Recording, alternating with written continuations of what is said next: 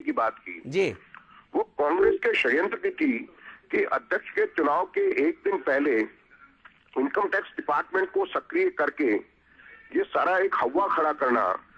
और नितिन जी पर आरोप कभी भी भ्रष्टाचार के नहीं थे जी। उन पर आरोप थे ये कॉर्पोरेट डिसिप्लिन के अंदर जो कुछ कमियां हैं उन कमियों के कारण थे। सुनील जी आपसे एक और बड़ा सवाल कि राजस्थान की जो भाजपा की जो गुटबाजी है उस पर क्या असर पड़ेगा राजनाथ सिंह के अध्यक्ष बनने का?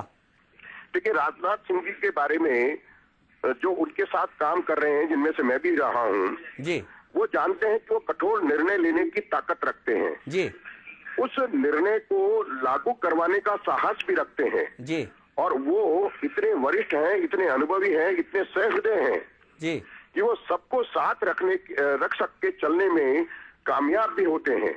ये खूबी तीनों किसी एक व्यक्तित्व में सम्मिलित रूप से होना, मैं समझता हूं भाजपा के लिए वरदान होगा और भाजपा और बड़ी ताकत और बड़ी ऊर्जा के साथ में, नई ऊर्जा के साथ में आने वाले 2013 और 2014 के चुनाव में सामने आएगी। सुनील जी, ऐसा कहा जा रहा था कि वसुंधरा जी को अध्यक्ष बना दिया जाएगा क्योंकि 24-25 तारीख को घोषणा होने की ऐसी संभावनाएं व्यक्त की जा रही थी। क्या लगता है अब राजनाथ सिंह जी के होने के बाद कुछ समय लगेगा या ये 24-25 को घोषणा हो सकती है? देखिए, मैं कल्पनाओं के आधार पर कोई उत्तर नहीं देना चाहूंगा जी। अभी प्रोसेस चालू होगा जी। अध्यक्ष का प्रोसेस अभी चालू नहीं हुआ है क्योंकि अध्यक्ष कौन, राष्ट्रीय अध्यक्ष कौन बनेगा उसको अपना अधिकार है, किसको मनोनीत करता है जी, और वो थिंकिंग प्रोसेस अब चालू होगा जी। जब थिंकिंग प्रोसेस चालू ही नहीं हुआ तो किसी भी प्रकार का कयास लगाना ये बेईमानी है। यानी कि राजस्थान के नेताओं को थोड़ी रिलीफ और मिल गई है राजनाथ सिंह जी के अध्यक्ष बनने से। देखिए, निश्चित रूप से जब एक नया नेतृत्व आता है जो कि भाजपा में ही संभव है जी, तो वो भी अपना समय लेता है, उसका भी एक विचार होता है जी, और उस सब के आधार पर वो निर्णय करते हैं। और राजनाथ जी की खूबी यह है कि उनकी सबको साथ लेकर चलने की एक काबिलियत जो है, सहृदयता की, ये बहुत बड़ी है। उनका अनुभव बहुत बड़ा है, वो मनभेद रखते नहीं है। जी, बहुत बहुत धन्यवाद आपका सुनील भार्गव जी हमसे इस चर्चा में जुड़ने के लिए। तो ये थे भाजपा के प्रदेश प्रवक्ता सुनील भार्गव, जिनका साफ साफ कहना था कि राजनाथ सिंह जब यहाँ पर अध्यक्ष बनकर आए हैं इसका फायदा प्रदेश भाजपा को भी होगा। लेकिन आपको बता दें कि मौजूदा स्थिति को देखकर ये कहा जा रहा था कि बीजेपी पर संघ की पकड़ कमजोर होती जा रही है। वहीं राजनाथ सिंह भी संघ के ही चहेते माने जाते हैं। क्या कहता है पार्टी का इतिहास, देखते हैं एक रिपोर्ट। अटकलों और गुफ्तगू का बाजार गर्म है। बार बार ये बात कही जा रही है कि बीजेपी में संघ की पकड़ कमजोर होती जा रही है, लेकिन पार्टी का इतिहास तो यही बताता है कि बीजेपी का रिमोट नागपुर से चलता है। 1980 में जब भारतीय जनता पार्टी बनी तो अटल बिहारी वाजपेयी अध्यक्ष बने, जो कि संघ का ही चेहरा थे। हालांकि बाद में उनके करिश्मावादी कैरेक्टर और लोकप्रियता ने उनको पूरे देश का चेहरा बना दिया, लेकिन संघ की पार्टी पर पकड़ ढीली नहीं हुई और अटल की जगह आडवाणी ने ले ली। आडवाणी संघ के चेहरे के तौर पर अपनी दखल देते रहे और पार्टी को जकड़ लिया, और इसीलिए संघ ने बाद में आडवाणी को पार्टी का अध्यक्ष बनाया। आडवाणी के बाद मुरली मनोहर जोशी को कमान मिली। जोशी के पीछे भी संघ की ही ताकत थी। जोशी के बाद जना कृष्णमूर्ति पार्टी के अध्यक्ष बने। कृष्णमूर्ति तमिलनाडु राज्य के संघ प्रचारक थे। इसके बाद वेंकैया नायडू को पार्टी का अध्यक्ष बनाया गया। वेंकैया के पीछे भी संघ की ताकत थी। कुशाभाऊ ठाकरे को अध्यक्ष बनाने में भी संघ ही था। बंगारू लक्ष्मण को भी संघ ने ही अध्यक्ष बनाया। हालांकि पार्टी के अध्यक्ष बदलते गए, लेकिन संघ की पकड़ पार्टी पर कमजोर नहीं हुई। आडवाणी भी पार्टी में दखल देते रहे और उनको तवज्जो भी मिलती रही, लेकिन जैसे ही आडवाणी जिन्ना की मजार पर गए, संघ ने आडवाणी से किनारा करना शुरू कर दिया और इसलिए राजनाथ सिंह को अध्यक्ष बनाया गया। गडकरी को भी संघ ने ही आगे किया और अचानक ही अध्यक्ष बना दिया।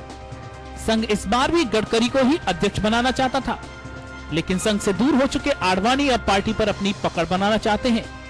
इसीलिए वो चाहते थे कि उनके खास जेटली या वेंकैया को अध्यक्ष बनाया जाए, लेकिन इस बार भी नागपुर ने अपना रिमोट दबाया और आडवाणी की नापसंद राजनाथ अध्यक्ष बन गए। यानी कि इस बार भी रिमोट नागपुर के ही पास रहा।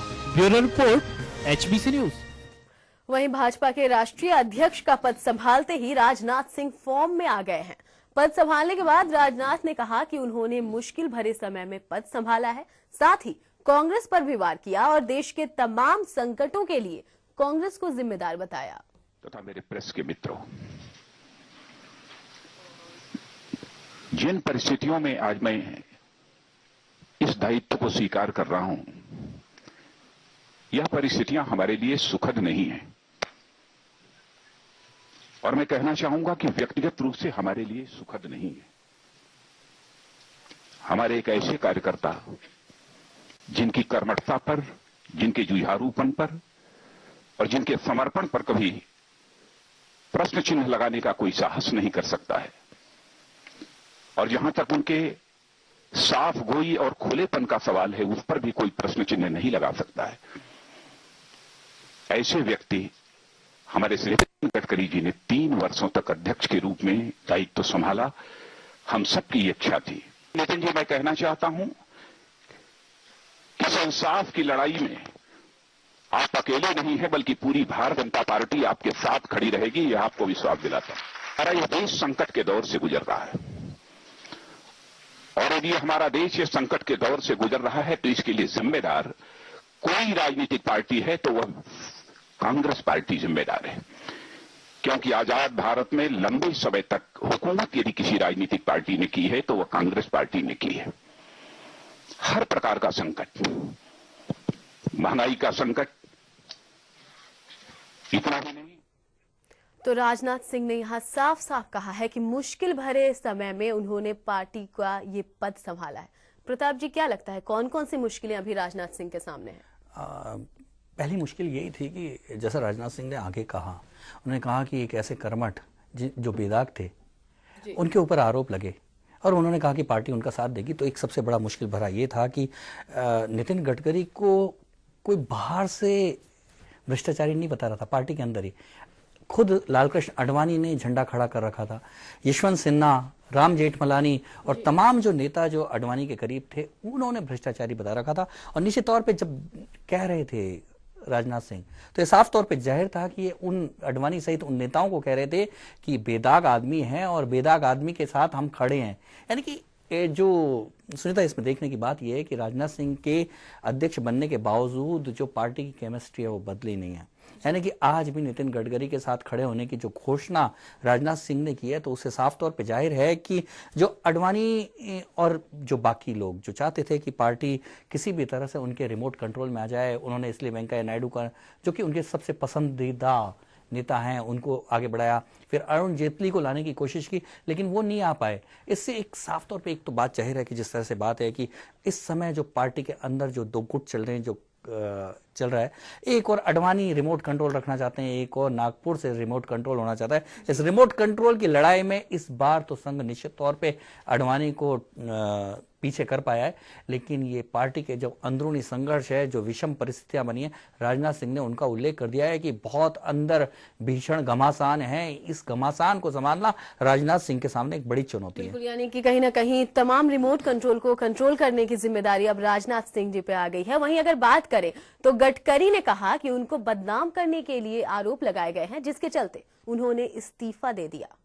कि देश की इस परिस्थिति को बदलने की ताकत और क्षमता अगर किसी पार्टी में है तो केवल भारतीय जनता पार्टी में है, यही लोगों का विश्वास है। और इसलिए मैं आप सबको और हमारे कार्यकर्ताओं को यह अनुरोध करूंगा कि हमारे संगठन का विस्तार करके, राजनीतिक विस्तार करके पूरी ताकत के साथ राजनाथ जी के नेतृत्व में हमको आने वाले चुनाव में किसी भी स्थिति में इस देश को बचाने के लिए भारतीय जनता पार्टी के नेतृत्व में एनडीए का शासन प्रस्तावित करना, यही हमारे सबका उद्देश्य है। जहां तक सेकंड टर्म के चुनाव की बात हुई तब विशेष रूप से राजनीतिक षड्यंत्र करके जिस विषय के साथ मेरा डायरेक्टली इनडायरेक्टली, तो यहाँ पर राजनीतिक षड्यंत्र की बात कह रहे हैं नितिन गडकरी। प्रताप जी, अगर पिछले कुछ दिनों को याद किया जाए, यहाँ पर जब नितिन गडकरी पर आरोप लगाए थे खुले तौर पर भ्रष्टाचार के, बैठकें हुई थी, बैठक के बाद क्लीन चिट दे दी गई थी, साफ साफ कह दिया गया था कि पार्टी नितिन गडकरी के साथ है।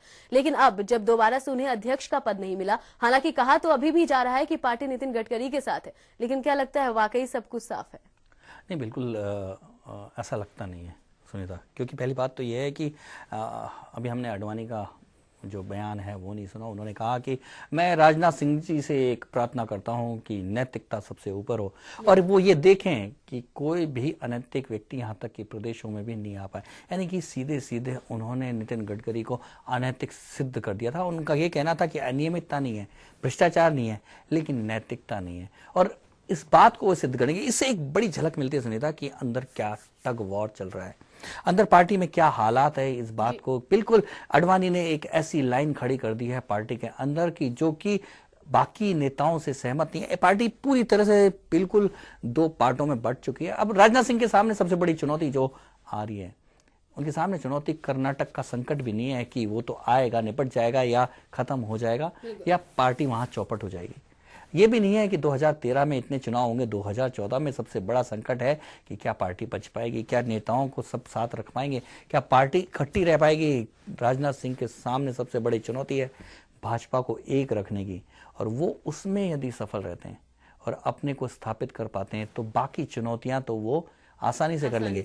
लेकिन सबसे बड़ी चुनौती उनको घर के अंदर से जो मिल रही है वो उनके सामने सबसे बड़ी चुनौती है। बिल्कुल, तो यहाँ राजनाथ सिंह को कहीं ना कहीं अपने घर में ही जूझना होगा। क्या पार्टी बच पाएगी, ये सबसे बड़ा सवाल है, क्योंकि सवाल ये भी उठने लगे हैं कि अचानक से जिस तरह से अब राजनाथ सिंह को भाजपा का राष्ट्रीय अध्यक्ष बना दिया गया, क्या पार्टी टूटने के कगार पे थी? क्यों ये फैसला इतनी जल्दबाजी में अचानक से सामने आया? सवाल अभी भी बरकरार है। देखना दिलचस्प होगा कि आगे किस तरह से सारी रणनीतियां बनती हैं, किस तरह से आगे माहौल बनता है और क्या राजनाथ सिंह सबकी उम्मीदों पर खरे उतरते हैं। फिलहाल आज का मुद्दा में इतना ही। देश और दुनिया की बाकी तमाम खबरों के लिए आप देखते रहिए HBC न्यूज। नमस्कार।